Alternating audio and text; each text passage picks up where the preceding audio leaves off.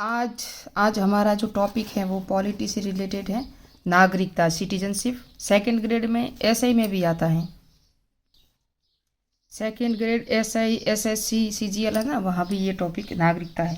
तो ये second grade में अभी नया जुड़ा है 2026 में जो हो रही है ना भर्ती अभी, तो न्यू टॉपिक जुड़ा है नागरिकता। नागरिकता का जो वर्णन है हमारे आर्टिकल 5 से 11 तक है। ये जो हमारे देश में कौन सी नागरिकता है? एकल नागरिकता है, यानी कि एक ही है। कई कई देशों में हम देखते हैं राज्य के लिए अलग नागरिकता है और केंद्र में अलग होती है। हमारे यहाँ केंद्र में हो चाहे राज्य में एक ही नागरिकता है। अगर हमारे यहाँ का जो नागरिक है वो भारत छोड़कर बाहर चला जाता है तो उसकी नागरिकता समाप्त हो जाती है। ये कहाँ से ली गई है? यूके। यूके कौन सा देश है पता है आपको? ब्रिटेन से ली गई है। कहाँ से ली गई है? ब्रिटेन से एकल नागरिकता। ये कहाँ पर वर्णन है? हमारे संविधान के कितने भाग हैं? 22। तो ये 2 भाग में, 3 भाग में मौलिक अधिकार है। फर्स्ट भाग में केंद्र और राज्य संबंध है, थर्ड में मूल अधिकार, और ये सेकंड भाग में है नागरिकता।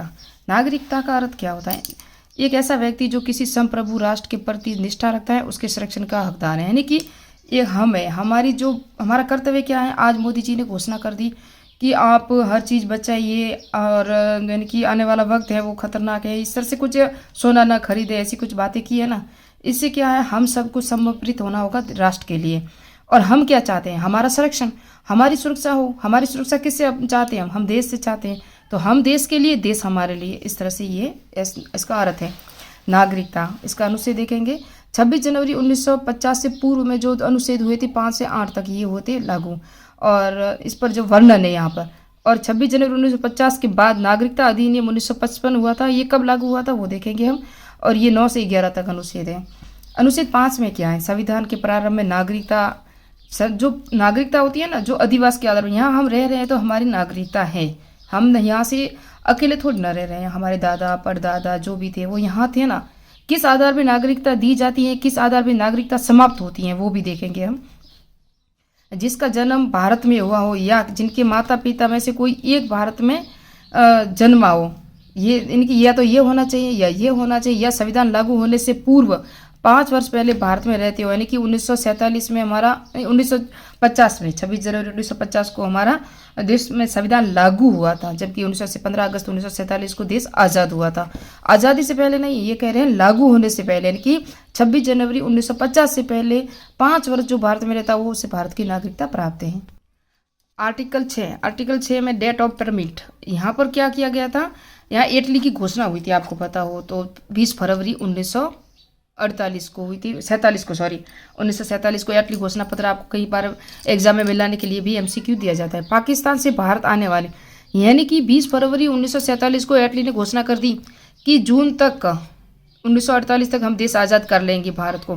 फिर क्या होगा? जनता के अंदर आक्रोश पैदा हो गया कि अगर आज़ाद हो जाएगा तो ये तो निश्चित ही था 2 भाग होंगे, तो लोग आना जाना शुरू हो गए थे उसी टाइम से। 20 फरवरी से लगा के मार्च तक आने जाने शुरू हो गए थे। तो उन्होंने कहा भारत आने वाले जो पाकिस्तान से भारत आ रहे थे उनको 19 जुलाई 1948 से पहले आए हैं। शर्तें यह है कि स्वयं या उसके माता पिता या दादा दादी जो भी अविभाजित भारत में हो तो वो से दी जाएगी, और 19 जुलाई 1948 से पहले उनको डेट ऑफ परमिट यानी कि आवेदन करना होगा जो भारत से आ रहे हैं। हम देखेंगे आर्टिकल 6 क्या कहता है कि अब जो यहाँ से पाकिस्तान से जो भारत आ रहे थे, क्योंकि भारत वाले पाकिस्तान जा रहे थे, पाकिस्तान वाले भारत आ रहे थे। अभी 15 अगस्त को देश आज़ाद होगा, इससे पहले क्या हुआ? जुलाई तक आएंगे। तो वो जा रहे थे, आ रहे थे, तो उन्होंने कहा जो पहले जा चुके हैं, जब एटली ने घोषणा की ना 20 फरवरी 1947 को, तो जा चुके थे भारत, तो जाने यानी कि जाना शुरू हो गए थे, और पाकिस्तान से भी आना शुरू हो गए थे। तो वो जाकर वापस आ रहे थे, तो उनके लिए ये डेट रखी थी कि 19 जुलाई 1948 से पहले जो वहाँ से आ रहा है तो उसको आवेदन करना होगा। क्या करना होगा? आवेदन, यानी कि एक परमिट।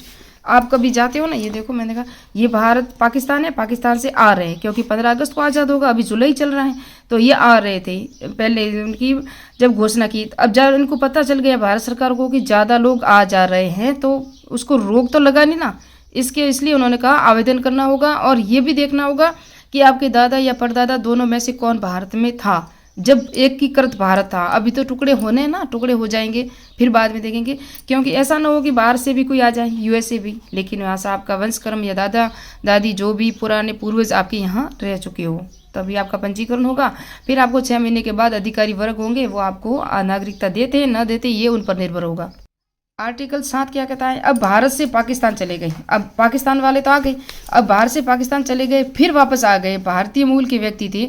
1 मार्च 1947 के बाद पाकिस्तान जाने वाले भारतीय नागरिक नहीं रहेंगे। ये भी घोषणा कर दी गई थी कि 1 मार्च 1947 के बाद जो भारत चले गए हैं उसको भारत की नागरिक नहीं रहेंगे, वो नागरिक नहीं रहेंगे, क्योंकि वो चले गए हैं। कहाँ चले गए हैं, भारत से पाकिस्तान चले गए ना, तो वो भारत के नागरिक नहीं रहेंगे, ये भी घोषणा कर दी।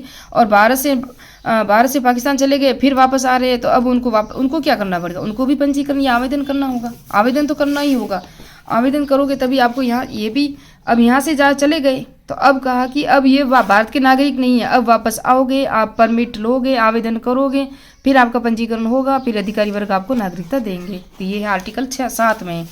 आर्टिकल 8, भारत से बाहर रहने वाले व्यक्तियों को नागरिकता देगा। Your personal in Indian, Bharat के मूल व्यक्ति अंग्रेजों जो 8 क्या कहता है कि भारत के बाहर रहने वाले, जो भारत के बाहर, ये तो नहीं है पाकिस्तान में रहते हैं, भारत के बाहर जो देखो यहाँ पर आपको देखोगे तो अफगानिस्तान है, ईरान है, अमेरिका है, ब्रिटेन है, इंग्लैंड भी तो चले गए थे अंग्रेजों के टाइम में, यहाँ भी चले गए, अमेरिका में भी चले गए, कोई पढ़ाई करने के लिए चले गए, कुछ अंग्रेजों से प्रताड़ित होकर चले गए, कुछ मुगलों यानी कि राजाओं से परेशान होकर चले गए थे ना पुराने टाइम में। ये 8 कह रहा है कि देखो अंग्रेजों के समय, मुगलों के समय, क्रांति के समय भारत के पूर्वजों में से कोई भारतीय हो तो आवेदन करने के बाद उसको नागरिकता दी जाएगी, यानी कि वो भारतीय मूल के नागरिक हैं, उनके माता पिता दादा दादी भारत के थे, और ये पूर्वज कभी भी 1800 में, 1500 में, 1200 में ईस्वी में, जो मध्यकालीन हो या प्राचीन राजपूत काल युग हो, वहाँ पर भी अगर भारतीय नागरिक कोई देश छोड़ के चला गया है तो उसकी नागरिकता रहेगी, वो आवेदन करेगा, पंजीकरण होगा, फिर उनको नागरिकता दी जाएगी। बाहर के देशों में रहने वाले, खाली पाकिस्तान के भी नहीं। तो ये 8 अनुच्छेद कहता है। 9 क्या कहता है कि जो व्यक्ति स्वेच्छा से अन्य देश की नागरिकता लेता है तो उनकी नागरिकता स्वतः ही समाप्त हो जाएगी। 9 में नागरिकता नहीं, यानी कि समाप्ति, नागरिकता समाप्त हो जाएगी। अगर आप यहाँ हो और आप अन्य दूसरे देश की नागरिकता ले ली है तो आपकी भारत की नागरिकता समाप्त हो जाएगी, क्योंकि भारत में एकल नागरिकता है, दोहरी नागरिकता है नहीं, है ना। ये भी याद रखना। भारत का प्रथम नागरिक कौन है आपको पता है? राष्ट्रपति, भारत का प्रथम नागरिक। राज्य का प्रथम नागरिक राज्यपाल, ये भी याद रखना। अनुच्छेद 10, क्योंकि आर्टिकल 5 से 11 तक है। संविधान के प्रारंभ के समय में ही नागरिक आगे भी भारतीय नागरिक रहेंगे।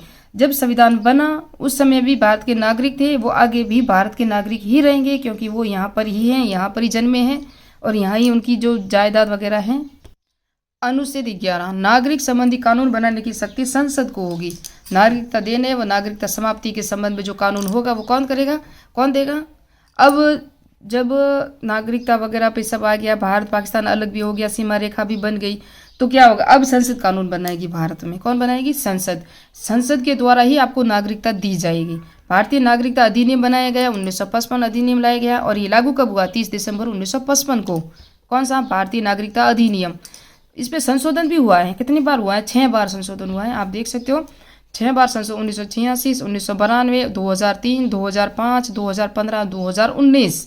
ये 2024 से तो पूरे देश में लागू हो चुका है भारतीय नागरिकता अधिनियम 1955, लेकिन ये 2019 है। भारतीय नागरिकता अधिनियम 1955 के तहत अब आपको नागरिकता कैसे प्राप्त करोगे और आपकी नागरिकता कैसे समाप्त होगी, इसमें से आपको देखना है। नागरिकता प्राप्ति के लिए 5 कारण हैं और नागरिकता समाप्ति के 3 कारण हैं। वो देखना बहुत जरूरी है, क्योंकि एग्जाम में प्रश्न आ चुके हैं, वो भी मैं बताऊंगी कौन कौन से आए हैं। तो नागरिकता प्राप्ति के लिए क्या होगा? आप जन्म से यहाँ थे, वंशक्रम आपके दादा दादी परदादी यहाँ थे, पंजीकरण आपने कर दिया और 7 वर्ष हो गए तो अभी आप यहाँ नागरिकता दे सकती है संसद। देशीकरण से 12 वर्ष। सम्मिलित क्षेत्र, यानी कि आपका जो जमीन जायदाद सम्मिलित क्षेत्र है, एक जगह रह रहे हो बंद कीजिए पीढ़ी दर पीढ़ी से, तो भी आपको यहाँ की नागरिकता दी जाएगी। वो भी संसद कानून बना कर देगी, है ना। फिर क्या है? नागरिकता समाप्ति। एक तो स्वैत त्याग दिया, यानी कि हम यहाँ से चले गए तो हमारा हमने खुद ने छोड़ दिया, हम भारत नहीं रहेंगे, हम बाहर के देशों में रहेंगे, तो ये समाप्त हो गया। वंचित होने पर पर्यावसान। वंचित होने पर आप यानी कि यहाँ से चले गए या वंचित होने पर। और तीसरी है जो पर्यावसान। पर्यावसान क्या होता है? स्वेच्छा से अन्य देश की नागरिकता लेने पर आपकी नागरिकता समाप्त हो जाएगी। तो स्वैत, वंचित होने पर और पर्यावसान 3 कारण है जिससे आपकी नागरिकता समाप्त हो जाएगी, और ये 5 कारण है जिससे आपको नागरिकता प्राप्त हो जाएगी। भारतीय नागरिकता संशोधन अधिनियम 2019 CAA क्या है उसको पढ़ेंगे नेक्स्ट बार में। 2 पार्ट में मैं पूरा करूंगी, मैंने सिर्फ नोट्स दिए हैं, थोड़ा सा आपको समझाने की कोशिश की है। तो मिलते हैं नेक्स्ट बार में। मेरे चैनल को सब्सक्राइब कीजिए, लाइक कीजिए, कमेंट कीजिए।